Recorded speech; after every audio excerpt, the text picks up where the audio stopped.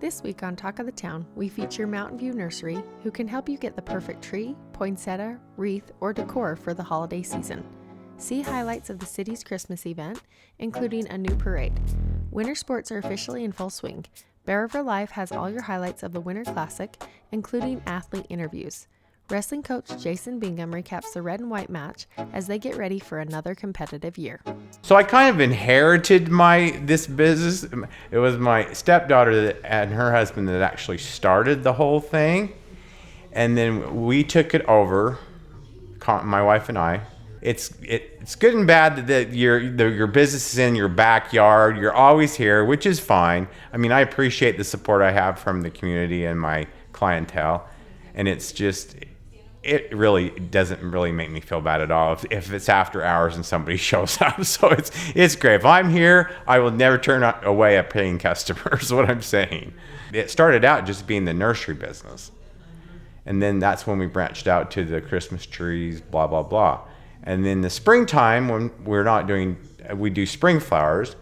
And I just specialize in just hanging baskets and container and plants, and really doing more so in custom planters. And we also do, it's been really popular, is plant your own pot, which people will bring. If they have their own pots, they bring them. If not, I have these inserts. If you have like huge pots, I have different sizes of inserts that you plant them here, and then you take them home and can just sit them down in your larger pot. And after they plant them and with their own design, then they leave them here for a couple weeks to get them started. And it really makes a huge difference getting them that jump start. So we've been selling Christmas trees for probably around, maybe over 20 years is when we started. From then on, we branched out to the poinsettias.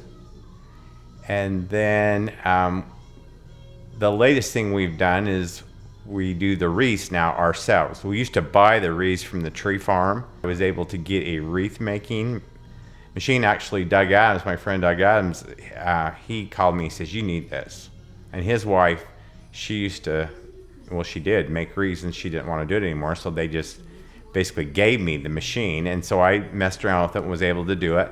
And then we started in with like having classes and people come and make their own wreaths with it, and it's been very popular. That's been probably our latest thing that we've done. When I first started doing the wreaths, we just did them with just like boughs that we cut off the bottom of the trees that we were selling.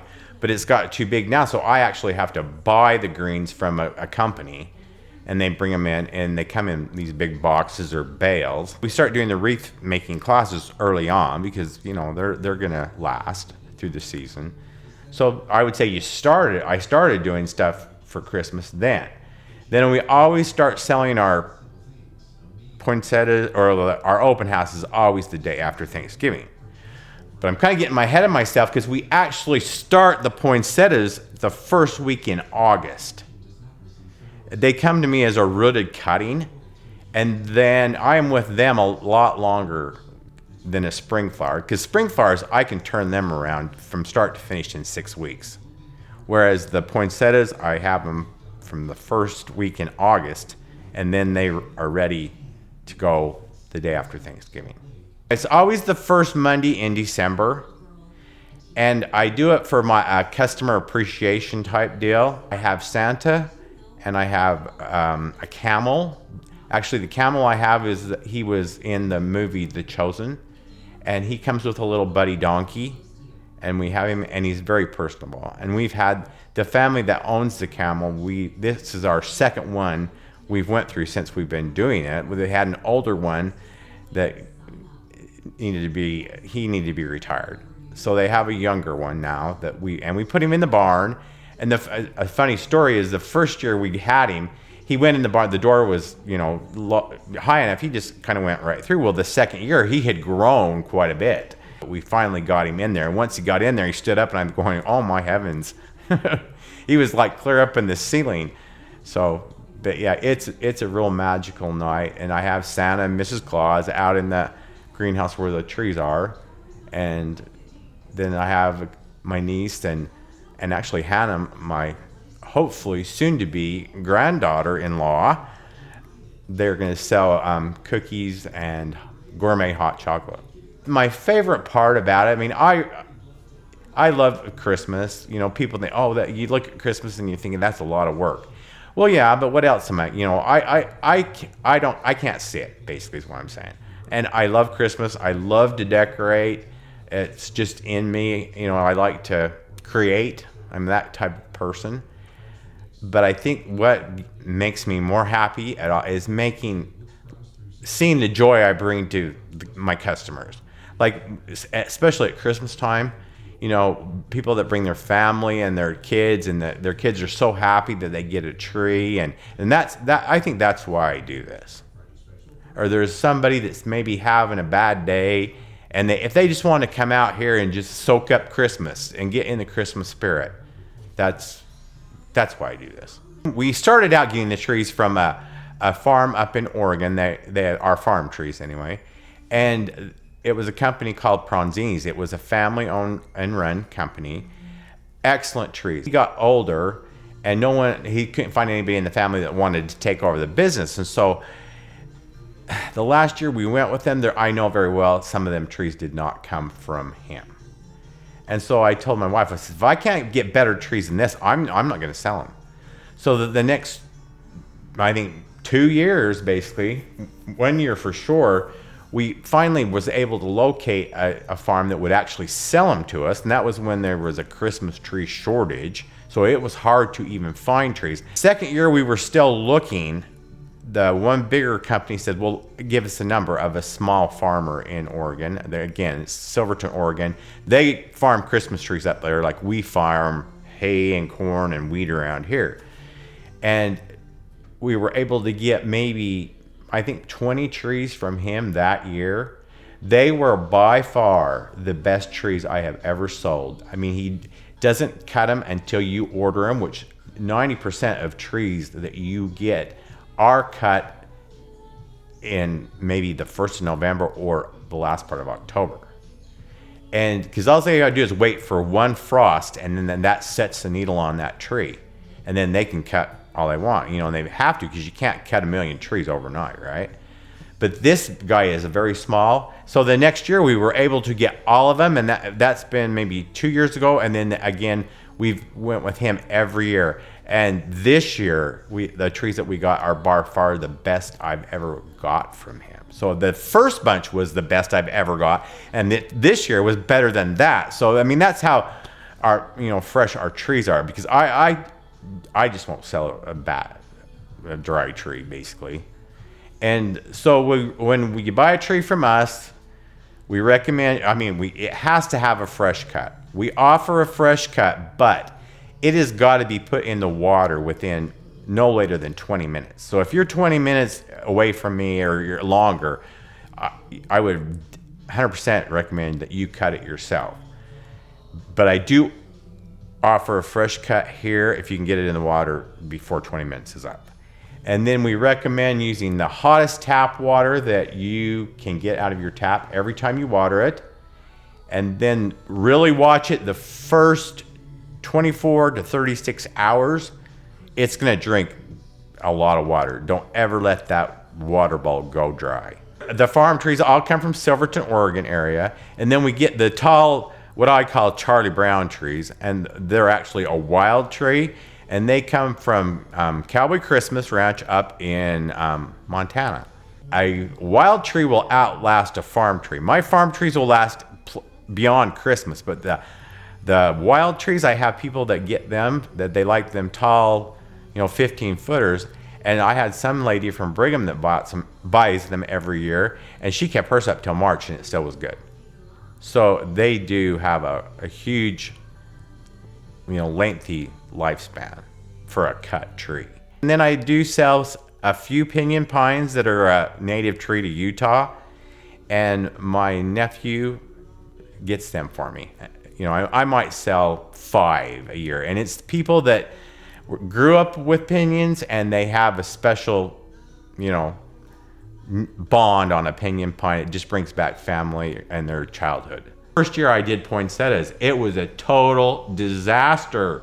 I mean, like day after Thanksgiving, I had poinsettias that were maybe this tall, very little color. And I had read every book there was.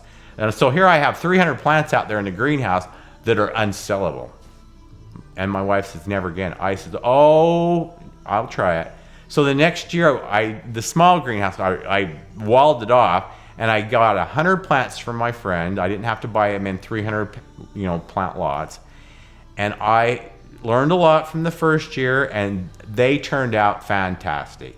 And then it's just every year I just learn a little bit more, and obviously I've got it down. But I'm always learning something new. I love them because you can manipulate them to any style you want. You can make them taller, you can make them short and bushy with more brackets on them, or you can make them just like this one is just got the huge brackets but just 3 because there's 3 plants in there. We recommend that the care of the poinsettia is let it dry out. Do not overwater it. When it gets dry to the touch, and I'm talking maybe it can go in your home for a week without watering. Take it out of that foil, then water it really well and let it drain really well before you put it back in that foil. And I would say in your home, the best spot would be not a drafty place and the most sunlight it could get. The brightest spot in your home, basically. And like I said, you can keep them alive, for years. If they're in your home and say they're like on your by your kitchen window, and you've kept it alive all year long, and here comes Christmas and it doesn't change colors. Well, there's a reason for that. Because they call it beginning on onset of short days, the poinsettia has got to be in the dark, the natural light. So it needs the sunlight during the day, but when the sun goes down, that poinsettia has to be totally dark. If it doesn't get that, it delays the flowering. So if it's in your home and in your kitchen, well, you're going to turn your lights on when it gets dark because you're in your kitchen working or making dinner. So it will not do it. It will still survive and not die, but it will not change colors. So this tree behind me is, again, I'm going to get choked up on this, but so my mother-in-law that my wife and I took care of for 20 years. This has kind of been the tree that we've put here for her. I don't know if you can see it, but this picture right here is a younger picture of her. So I got the new tree. It's a slimline tree. And then I thought, I got to do something different with the ornaments. And so I'd seen an idea. I don't even know where I've seen it. But anyway, the oranges they're trendy this year. So I got a bunch of the oranges and apples, and I dehydrated them. And then my wife, I said, okay, this is your deal. You can tie them on, because I can decorate and create, but I hate to do little meticulous stuff. And my wife is just the opposite. She loves to do that, and she'll count and just, it drives me crazy. I can't even watch. And then I bought just a string of like the little wooden beads, and she tied all them little oranges and apples, threaded a needle and tied them all individually onto that garland. And so that tree is that's the sentimental value of that. So that's from my dear sweet mother-in-law. Everybody says, well, how did you learn how to do this? I'm going, well, guess what? It was trial and error. That's how I learned. I mean, I always had the interest and the desire to do it, but I am the type of person that I cannot read it in a book. I have got to actually physically experience it. I have a sense about what I like to see. In my front yard, at my home, it's kind of like my big advertisement, custom card type deal. So I do a different color combination every year in my front yard.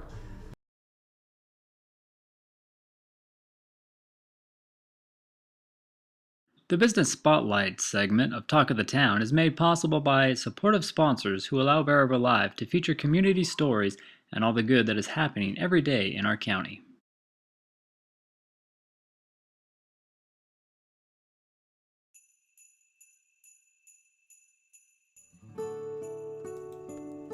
Tremonton didn't let the snowstorm stop their fun during their Christmas Lights Festival. Those in attendance enjoyed a tree lighting ceremony, ugly sweater contest, and some bingo. They even built snowmen. A light parade was new this year, and Santa made an appearance.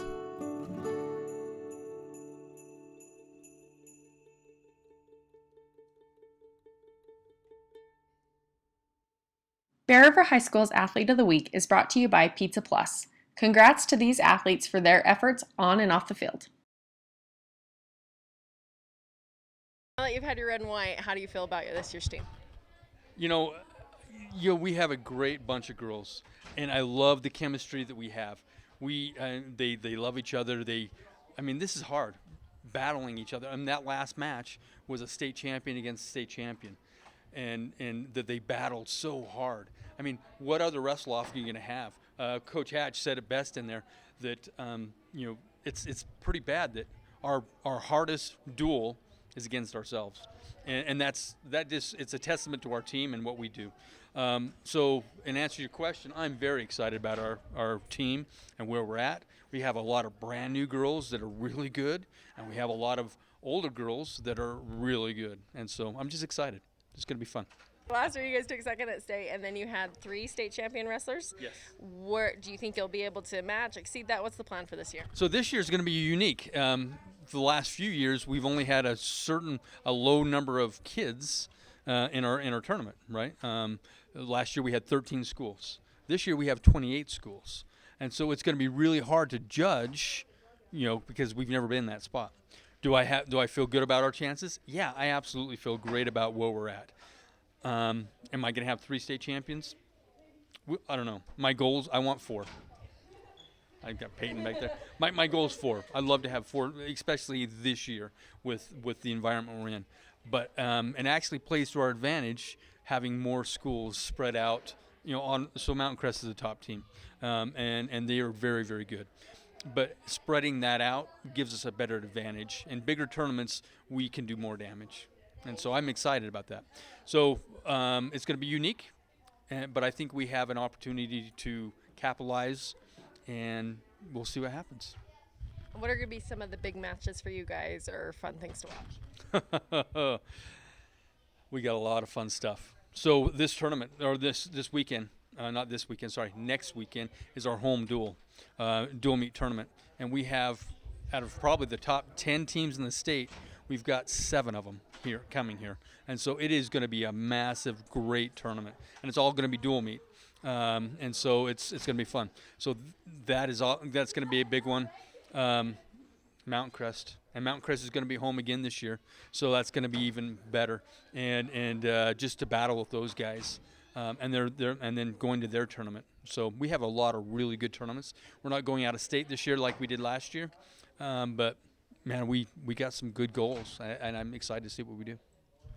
And I know you got a lot of really good girls, but any that you want to mention or highlight? My wife. No, there's so many. I don't want to do a disservice, but I'm excited about some of our new prospects that you've never seen wrestle and didn't wrestle tonight, or did wrestle tonight and you just don't know who they are yet. We got some surprises. So, Lolly Wise, holy cow. She is going to be a terror, and she works very hard. And once we get her hydrated, she's going to walk out on the mat, and she's going to scare people. She scares me, and I'm excited to have her here. And then, and like I said, we have so many other girls, and I don't want to do them a disservice. So. And then tell me a little bit about who joins you on the coaching staff, people you've had in the past, and maybe some new ones. I've got probably the best coaching staff out there. I got Kayla Miller. She is my right hand. She does so many things that I can't do, and she's out there all the time for me. We have Coach Hatch. Coach Hatch has been with me for the last few years, and he is very good at what he does. Knows exactly what we're doing. He runs our freestyle program. I got my son, Nick Bingham. Nick was a 3-time finalist and a 1-time state champion. So having him on the staff, he has a different perspective. He wrestled in college. We've got Taya Gonzalez, that was one of our first state champions, and she's been with us from the beginning. And so she knows the girls really well. She's got a good relationship with them and a good bond, and she's not afraid to get in there and scrap. Us old guys have a hard time wrestling anymore. And then we got our new addition, Sophie Miller. Sophie Miller went down and wrestled a year at Snow College and did very well down there. Was a couple of matches away from being an All-American. And so she's come out here and she's helped us, or is helping us, and she does a great job. Again, a different perspective. She had a chance to learn from a different coach and brings that in. And then Carissa Epling. she's going to come and help us. Right now she's wrestling in college, but she got a mission call. And so at the end of the trimester, she's done. And then she's going to come out here in December, and she's going to coach with us the rest of the year. And so she's had 3 years in college and really is a great clinician and a coach. And so I'm excited to have her here with us as well. So I'm going to have 7 coaches. Yeah. So I don't have to do anything anymore. Popped up, and Kyver Jensen. He had 2 steals in the last game, making 3 on the season. Barfus with the stop and pop at 3-pointer, and that's your first Caldwell Banker. Ritter puts one in. Ritter again on the baseline, kicks out. Here's a 3, and the match. Another Caldwell Banker. To Garrett Marble. On the cut, Thurgood gets in a go on the left-hand side. He's giving us a little spark. Jason now swings it over to Barfus. Barfus on the drive, left-hand side, puts it up off the glass and in. Little count to Barfus. Thurgood with a good pass. Thurgood on the baseline, up and in. Barfus on a go, drops it off. Here's Sorensen with the dunk. This is Barfus, turn around, just inside. 15th quarter. Inside here to Olsen on the baseline. Skip pass taken away, another new course steal here by Kyver Jensen. Gives it over to Barfus. He dribbles it out from the corner. Good Kyver, pass. left side, gets it in. 3-point lead. Kyver, kick out, Barfus, wide open. A Caldwell Banker money ball from the corner. Roberts up top, stops at the elbow, looking for a cutter. Finds Barfus. And off a screen from Sorensen. Gideon Owens pass, taken away, a new course steal. Bridger Barfus on the left-hand side, puts it up Good. and one. Good take. Barfus, deep 3, and gets the bounce. Great bounce. Steps in, Olsen gets underneath. Great pass. Or behind the defense. Olsen off the screen. Gonna dish it back out, but a new course steal by Kyver Jensen. Jensen takes it to the hoop Good and call. gets the end. And get him a look at the basket. Nice cut by Great Barfus. cut. Great cut. For Jensen. Jensen on the drive, puts it up on the left-hand Good side take. with the roll. Good.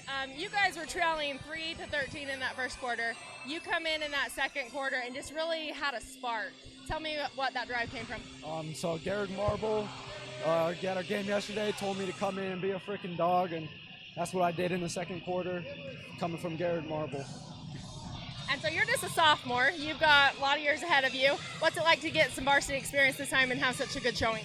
I'm really excited. It's a great start to my future, and I can't wait to see what comes in the future.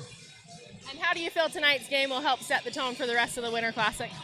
I hope I maybe can earn some more minutes and help my teammates get better. Kind of had a rough start to begin with. You're down 3-13. You turned it around in that second quarter, and then you really came alive in the second half. Just kind of tell me what drove you. I was just thinking, and Coach Shaw was just talking about one more pass, and I just figured I gotta play my game, drive it, and then kick it and dish it off to the people that's open, not rush everything.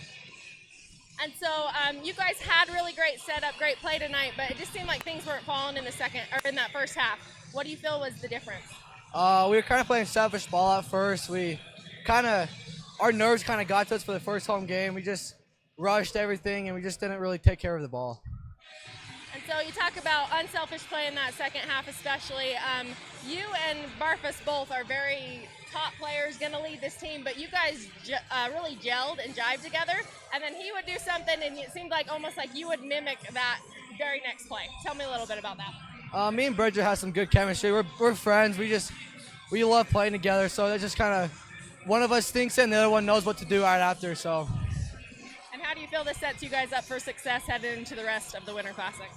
We found our groove. We just got to keep doing with our groove and keep moving the ball and keep dishing it like we did in the second half.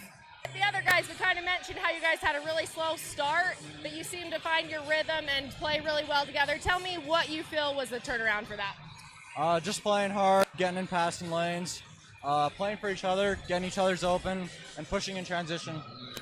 And what do you feel was the turning point for you? Because you put up some really big plays tonight. You had some really great steals that led to that shot and one, some big threes. What do you think was able to help you do that? Yeah, just like I said before, my teammates getting me open, cutting hard. Yeah, my teammates got me open. And so you're going to be our player of the game tonight for your great play. What can we expect from you guys moving forward? Making more shots and finishing more shots. And we'll keep playing hard. Garrick down low. Kyra Jensen on the left-hand side. Jensen over to Olsen. Stopping a pop into paint. Something good. Marcus with it. Good find in a read. Ritter off like the last and in on the left hand. Avery kick out. Elbow from Thurgood. Goes in. Barfus can. Bridger gives it over to Avery. All alone on the baseline. Jumper. Good. Right there. Good find. Avery underneath. Little poke away. There's your new course steal. There by Owen Olsen. Closing seconds of the quarter, and Ritter up and in. Back door to Avery. Rebound. Barfus for three. Up and in. First Caldwell Banker money ball for the Bears. Takes it back out. Finds Thurgood wide open for three. And another Caldwell Banker money ball. Out straight away three. Barfus short. Roberts with the putback. That one gets the bounce in. Swings at Roberts. Down low. Now over to Marble. Puts it up and in off the paint. Comes on the baseline. Good cut by Sorensen off the glass and in. Marble going up harder this time. Runs it around the rim and in. Roberts now to Marble. Looking down the inside. Jace Roberts with a good cut. Gets Olsen up on that one. Block by Garrick. Marble just inside the free throw line. Tripped up. Avery gives it back over. Thurgood for three. There it is. Another Caldwell Banker money ball. Inside to Marble. Quick shot. Possession here in the fourth. Avery from the corner. Caldwell Banker money ball. Good. Olsen gets it down to Sorensen. Sorensen with a little bit of space, puts it in. Reset. Barfus wide open look. And Caldwell Banker money ball rattles in. Look at a three.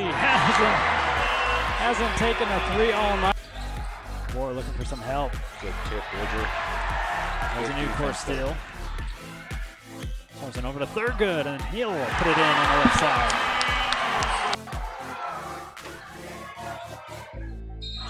Hanging in the air, Sorensen on Marble. Barfus is looking in the corner, wide open. A Caldwell Banker money ball. Avery, just tell me how you guys mentally prepared for such a tough game. You guys knew these guys were going to be tough coming into it. How do you guys prepare?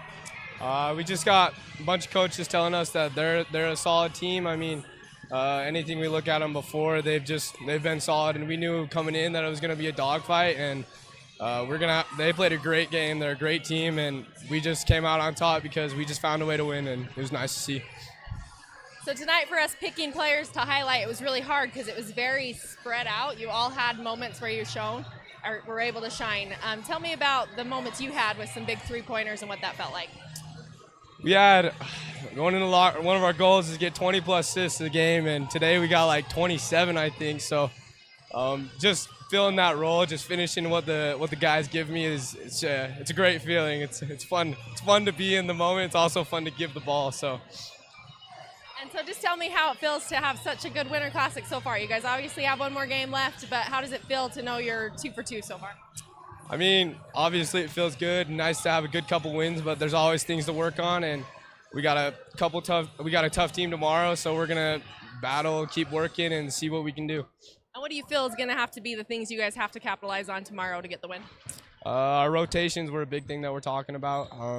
We just less communication than normal, and communication is big on defense, and so I think as soon as we get that fixed, we'll get our rotations down and we'll be able to help each other out. All right, Jace, so you're always kind of the silent leader when it comes to basketball. You do a lot of things behind the scene. Tell me a little bit about what that was like to be able to have all of you guys kind of step it up tonight.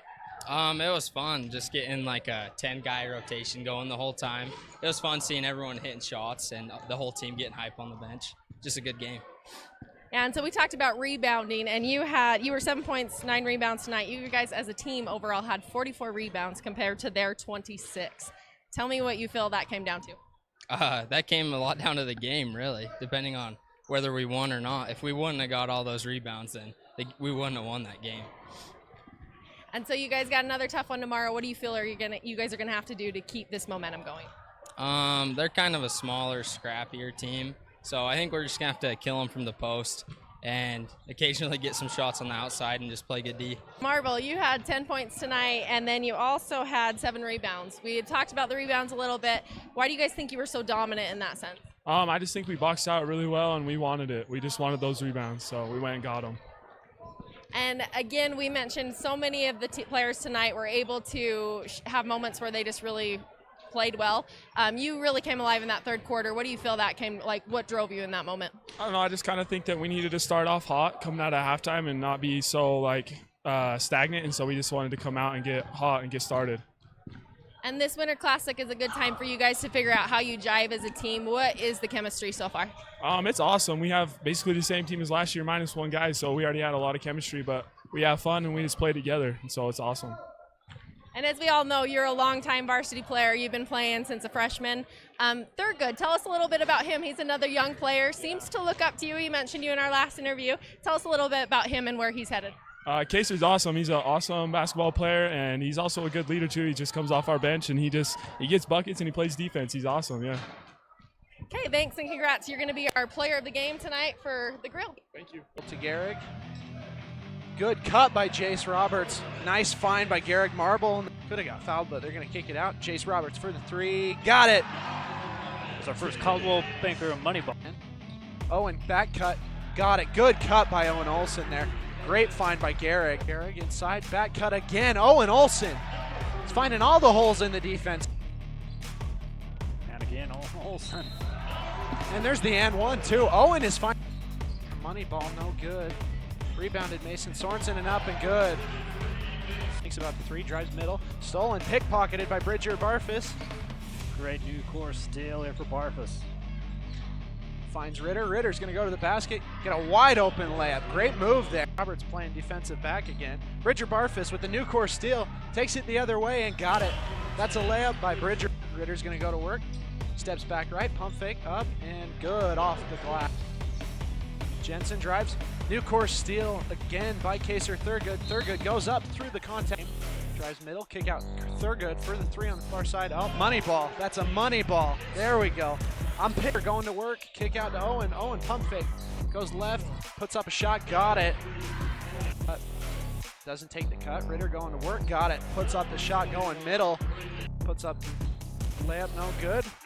Cash Avery's going to have a breakaway layup. And got it. Mason going to work down there. Mason goes up and one. Mason Sorensen. I mean, early in the season. Oh, off the glass. Mason Sorensen pins him off the back. Loses it, but it goes out to Jace Roberts. Owen, near side money ball. Got it. Other than that, nothing else there, but get it down quick. Mason Sorensen with the layup. New course steal by Sorensen. Bears go the other way. Owen. Up fast to Bridger. Bridger driving to the basket. Off the glass. Good. Bridger Bar. Jensen taking it right. Getting down the lane. Mason Sorensen with a side not to throw it. Jay's cutting. He's going to get a pretty open layup. Great. Kicked over to Thurgood. Thurgood drives down the middle. Puts up a shot. Got it. Put up off the glass. No good. Rebounded by Barfus. Barfus up to Cash. Ritter streaking down the middle of the court. Garrick. Cash in the corner, wide open shot for the money ball. Got it. Cash Avery. Probably a slapping foul. Ritter going to the basket. Everybody's slapping down and one. Ritter drives. Nothing. New course steal. What a hustle play by Bridger Barfus, and he gets the layup. Push it back to a 21-point game. Another new course steal. Up, and he's got another one. That's 4. Cash in the corner.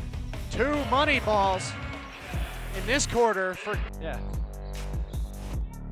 Kaser, money ball shot, got it. Caldwell Banker money ball finds Bridger. Sorensen with the rebound, puts it up, got it. Good follow by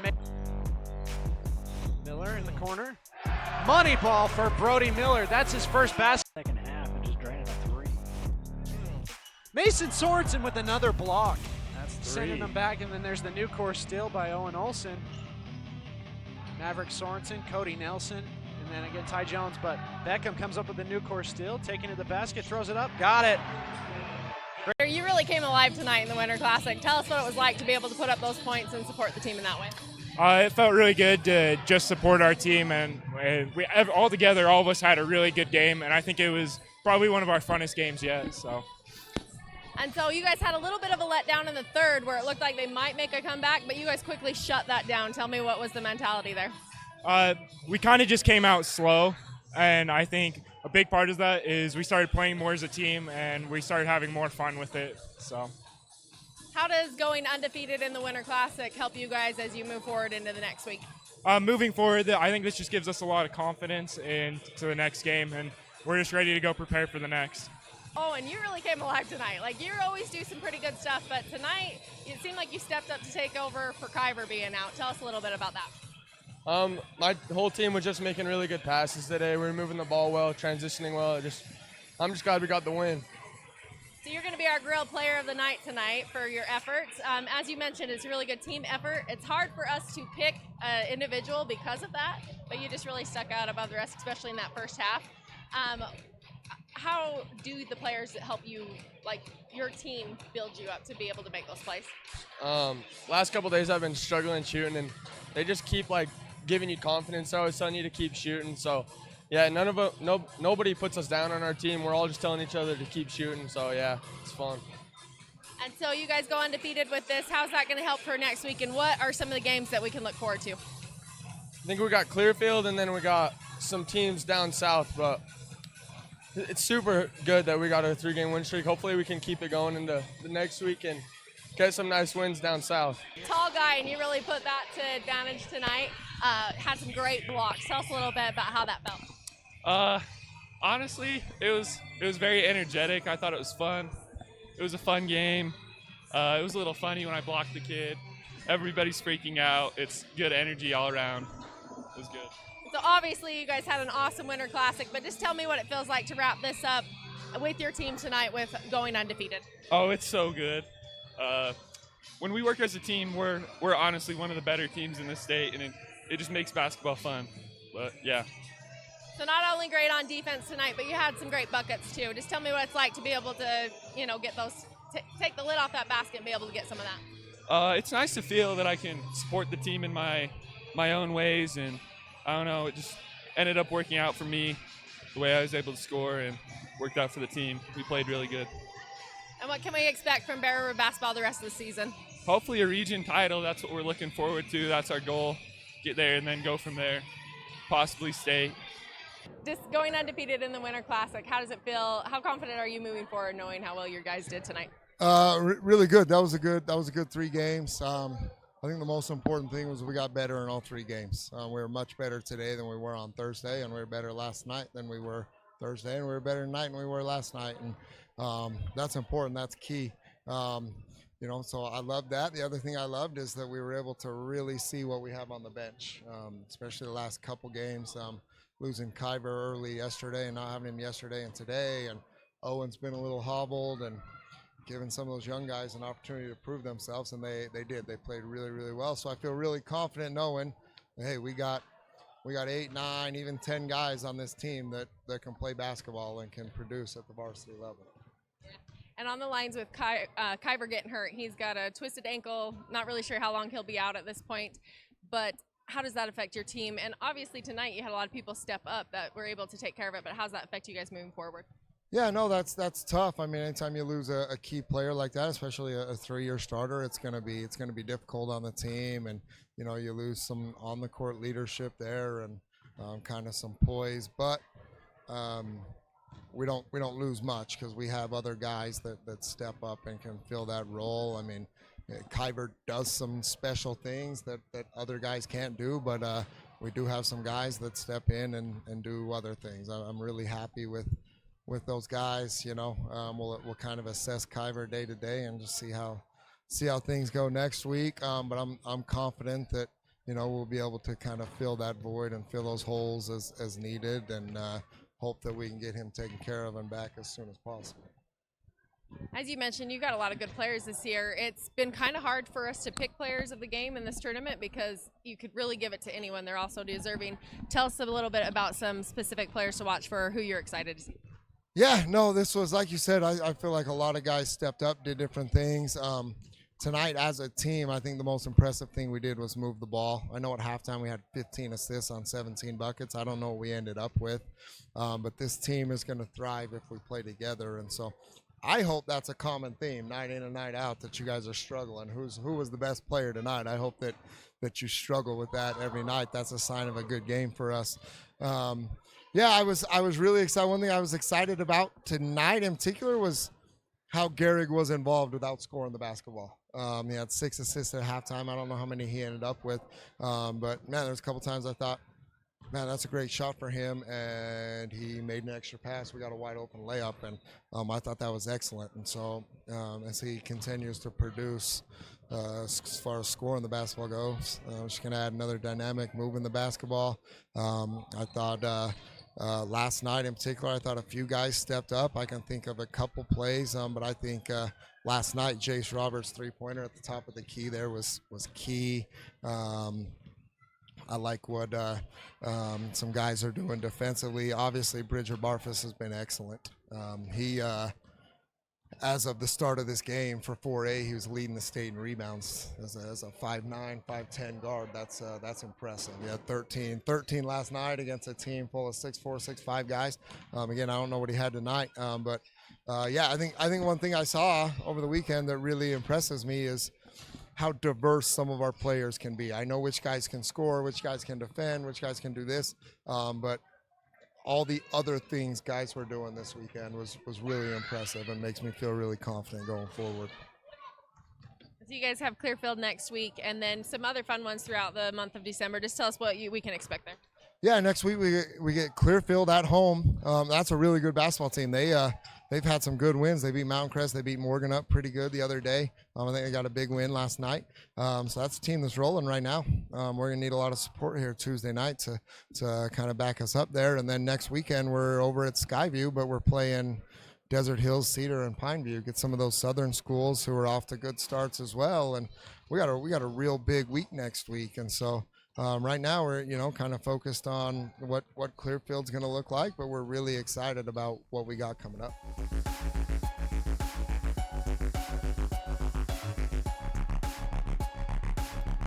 Next week we cover more Christmas fun. Be sure to check out Talk of the Town's weekly episodes.